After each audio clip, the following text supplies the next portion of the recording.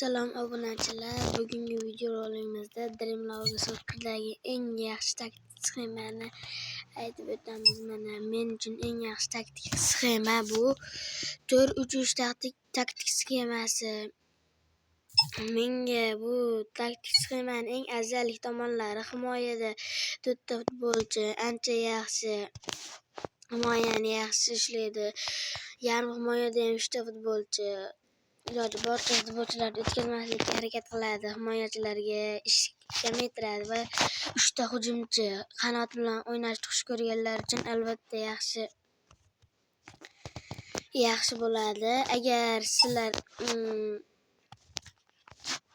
bir-birlaring bilan paslashib, tiki-taka qilib o'ynamoqchi bo'lsalaring, shu taktika sizlarga yaxshi. 4-4-2 himoyada 4 ta, hujum yarim himoyada 2 ta futbolchi va hujumda ham 2 ta futbolchi, 2 futbolchi bir-biriga paslashadi.